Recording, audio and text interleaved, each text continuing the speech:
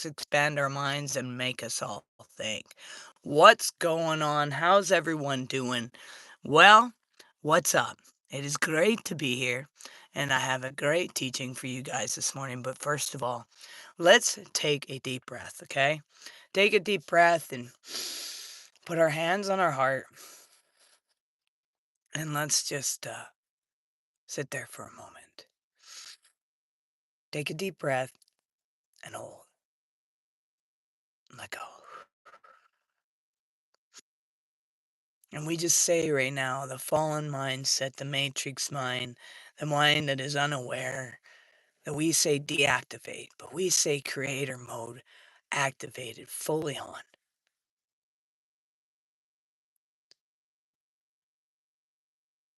Welcome. So, we want to talk about what we're seeing, what's going on in our world. And this morning, I want to take you into one of the deepest questions a human being can ask. What are we actually seeing?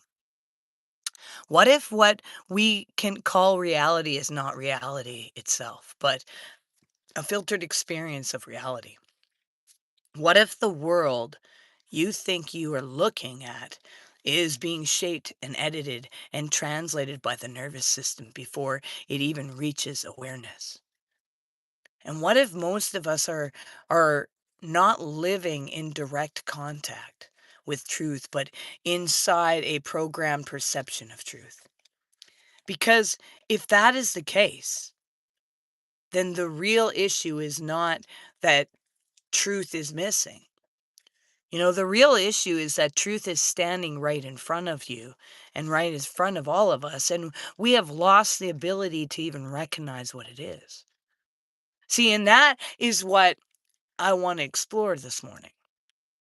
I want to break down the human mechanism of perception. I want to look at the biology and the psychology and the philosophy, the nature of the field, the Gnostic understanding of illusion, and the neuroscience of how the brain constructs experience, even. And I want to ask a very direct question. Why can't we see the real human mechanism? I mean, let's begin with something simple. You are not passively receiving the world, are you? I mean, you are actively interpreting it. I mean, that means the brain is not a camera. It is not just a recording external reality as it is. It is a constantly predicting, filtering, and compressing and organizing sensory input into a usable version of reality. And that is important for us to understand because it means that what you experience is not raw reality. It's nothing more than a model, a construct, a construction, a living simulation created by biology, memory, attention, and expectation. And so when someone says, "I saw it with my own eyes," oh yeah, that does not mean they saw the thing exactly as it is. It means they saw it through the lens of their nervous system, their beliefs, their training. What's funny? Just the other day, I saw you went out with this guy and he bought you pizza. Actually, no, I bought it. He helped fix my rig, get it ready for the hot heat that we go and enter into where I live. I saw it. No.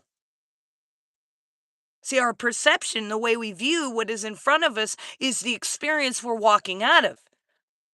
It's from their previous experiences. And they've brought it onto these experiences right now, just like we all do that. And it's true for every one of us. We can't say we don't do that. We all live inside some version of filtered reality. The brain is a prediction machine. We call it neuroscience has revealed something powerful. The brain is always trying to predict what comes next. It does not wait for the full picture before making a judgment. It fills in gaps. It leaps ahead. It guesses. And this is efficient for survival, but it is not always good for truth. See, the brain would rather be fast and accurate. It would rather keep you safe than help you see more deeply. And it would rather conform and confirm the familiar than confront the unknown. That is why human beings become trapped in perception loops. I mean, if you are afraid, your brain predicts danger always. If you are ashamed, your brain predicts rejection. If you are wounded, your brain predicts pain. And if you are conditioned to look for lack, your brain finds lack. And if you are trained to look for conflict, your brain finds conflict. So perception is not just sensory. Perception is emotional. Perception is psychological. Perception is spiritual. And that means the way we see the world says as much as about us as it does about the world. The loss of direct seeing. See, most people do not realize how much they have lost direct contact with life. They walk through a room and never actually see the room. They talk to another person and never really hear them. They look at a tree and only register it as background. They watch the sky and do not feel the depth. And they live through thought, through narrative, through mental habit. And because of that, reality becomes thin, flat, mechanical. But reality itself is not thin, reality is alive. And the question is whether we are present enough to meet it. The psychological layer. I mean, now let's go into psychology. Every human being is conditioned from the moment we are born. We begin absorbing the world around us, family, patterns, cultural beliefs, religious frameworks, emotional wounds, social expectations, and early experiences all shape the lens through which we interpret life. And over time, those filters become so familiar that we mistaken them for identity. And this is one of the great tragedies of the human condition. No. Yeah, a person learns how to survive in childhood, then carries those survival patterns into adulthood, and eventually calls those patterns personality. I am that I am. But a lot of what we call personality is really adaptation. A lot of what we call belief is really protection.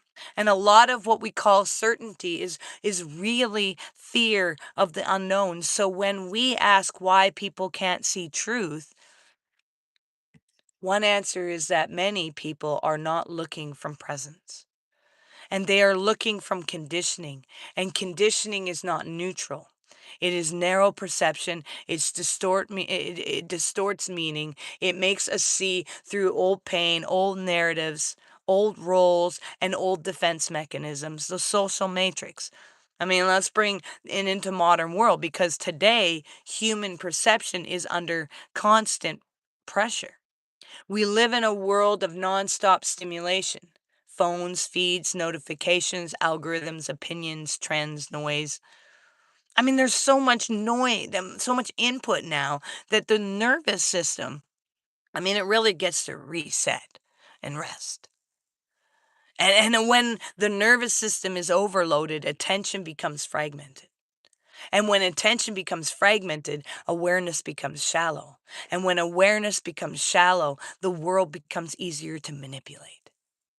And this is part of of what people mean when they talk about the matrix. Not as just a science fiction prison, a system of conditioning, a web of distraction. A network of influence that trains people to think less, feel less, question less, and notice less.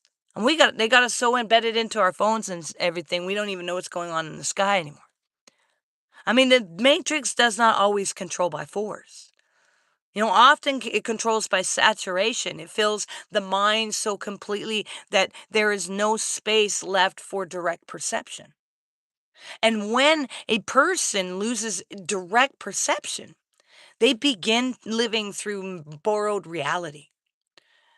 Gnostics understanding, this is where the Gnostics teaching becomes relevant. The Gnostics understood that the human being can be trapped in an illusion not because reality is false, but because consciousness has become asleep within it.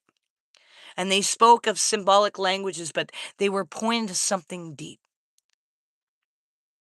Is that the world of appearance can hide the deeper truth if we are not awake enough to perceive beyond form. And in that sense, the problem is not only external, it is internal. And we do not simply live in the world. We interpret the world through a veil. And that veil is made of identification, fear, repetition, and unconscious belief. The Gnostic's path is not about collecting more concept. It is about seeing through illusion. It is about waking up from the trance of the surface. It is about remembering that there is more here than what the ordinary mind can grasp. And hidden in plain sight is one of the deepest mysteries of life, is that truth is often hidden in plain sight. People think truth must be dramatic, but more often, truth is subtle. People think truth must be complicated, but more often truth is simple. People think truth must be distant, but more often truth is immediate. It is here, in this breath, in this body, in this silence, in this moment. And the reason we miss is not because it is absent. It is because our attention is elsewhere. We are not looking past the miracle while chasing an image. We are overlooking reality while searching for performance of reality. We are missing the sacred because the mind has been trained to crave stimulation rather than presence, biology and survival. I mean, let's talk about the body. I mean, the nervous system evolved for survival, and that means it is constantly scanning for threat, scanning for safety, and making rapid judgment to keep the organism alive. And this is useful, but it also means the body can become biased towards fear. The body can learn to overreact. The body can remain stuck in a protection long after the original danger is gone. And when that happens, the present gets filtered through the past. And a person who has been hurt sees danger where there is none. A person who has been rejected expects abandonment. A person who has been controlled becomes hypervigilant. And a person who has been shamed may live as if every moment is a test. So we have to understand this clearly. A person is not always reacting to what is happening now. Sometimes they are reacting to what happened before. And until that is seen, perception remains distorted. The role of trauma is trauma changes the lens. It changes the body. It changes the nervous system. It changes what feels safe. It changes what feels possible. It changes what a person can tolerate. And that is why spiritual awakening is not just about thinking differently. It is about regulating the body. It is about creating enough safety inside the organism of truth that actually be received. Because if the nervous system is overwhelmed, it will reject clarity. And if the body is in defense, it will mistrust openness. And if the systems is flooded, it will choose repetition over revelation. And this is why healing matters. Not as a side issue, as a central part of awakening. The philosophical layers. I mean, philosophically, this raises the ancient question of appearance versus essence. I mean, what is the difference? The difference between what seems to be and what is. I mean, what is the difference between the surface and the source? What is the difference between the image and the living reality behind the image? See, these are not abstract questions. These are the questions that determine whether we live asleep or awake. Because if a person confuses appearance with essence, they can be manipulated endlessly. They can be fooled by form. They can worship surfaces. They can, chase shadows. But when someone begins to reorganize essence, their whole relationships to life changes. They start to see beyond the costume, beyond the label, beyond the story, beyond the performance. And that seeing is freedom, the fields of life. I mean, let's talk about the field. There is a living presence to reality that is often missed by people who are trapped in constant thinking. And before the label, there is sensation. Before the story, there is experience. Before the interpretation, there is contact. This is the field, the immediate living environment, the reality of now before the mind has fragmented it. And when you become still enough to begin to notice that life is not just objects and events, life is relationship, life is vibration, life is movement, life is pattern, life is field. And the more present you become, the more the field becomes intelligent. I mean, you begin to notice subtle things, the tone of a room, the feeling, of conversation, the quality of person's presence, the shift in your own body, the intelligence of silence, the language of nature. These things are always speaking. The question is whether we are listening. Nature as teacher. Nature is one of the clearest mirrors of truth. A tree does not lie. A river does not pretend, and a mountain does not perform. And the natural world exists in a kind of coherence that human beings often lose. And when we return to nature, we often return to ourselves. Why? Because nature does not demand that we be anything other than present. And nature has no need for our masks. No need for our image management, no need for our social performance. In nature, the nervous system begins to settle. Attention widens. The mind slows down. The body remembers what it is like to belong to something larger than its own thought. And this is not escape. This is reattunement, quantum and physical layers. I mean, I want to speak to carefully about the quantum idea. People often misuse the word quantum, but at a basic level, modern physics reminds us that reality is not as simple and solid as ordinary perception assumes. You always feel the energy first, just happens automatically. That's why when I need to it off, I go to nature, right?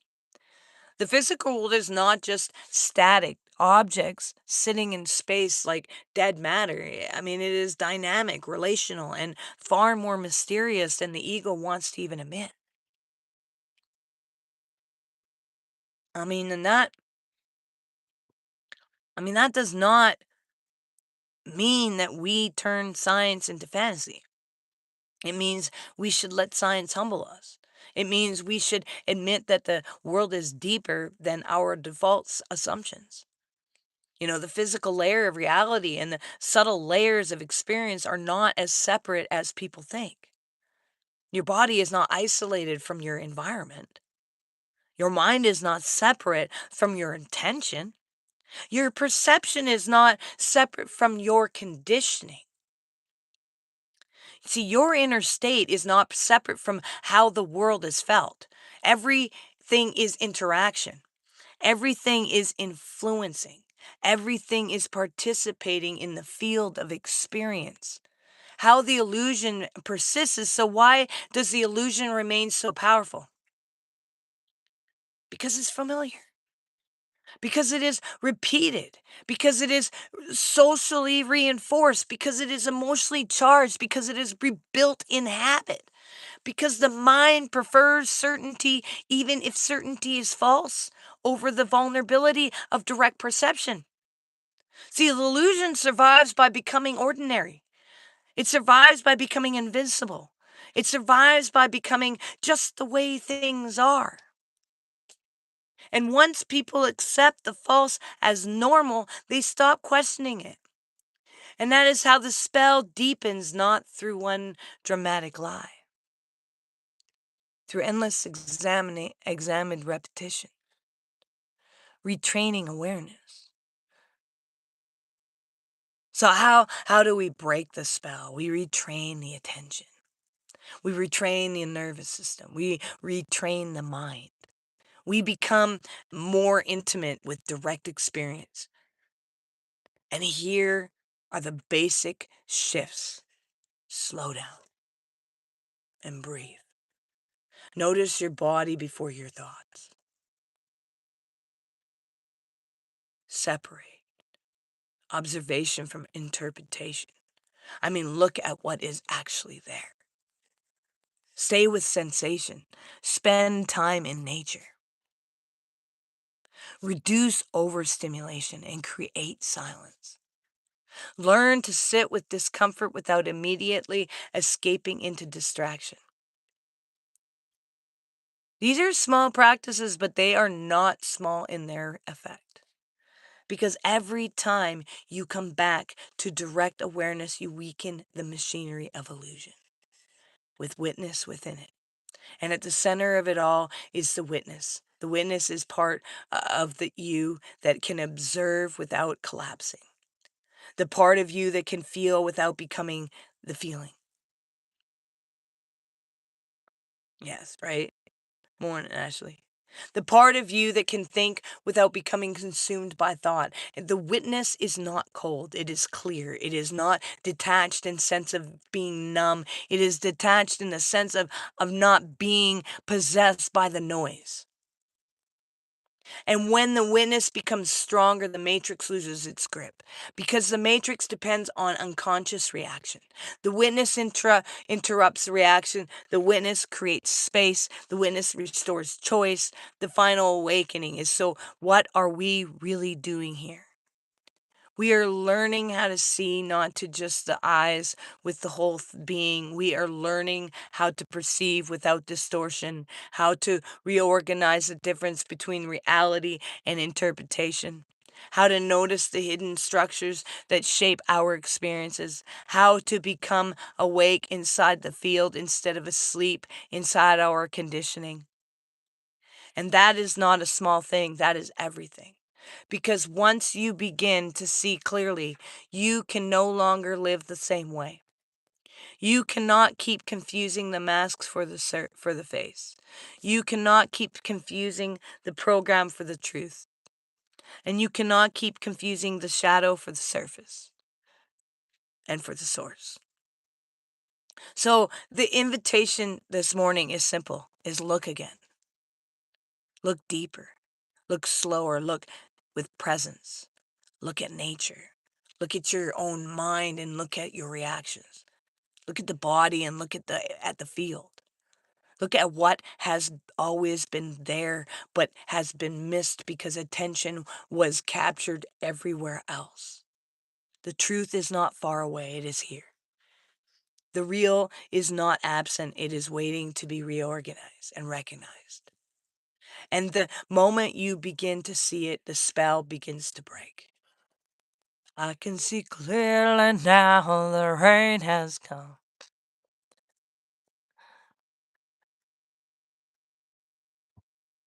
Yeah, we just need to slow the heck down. Slow down. All right. Peace and love. We'll see you guys next time. Have a good one, all right?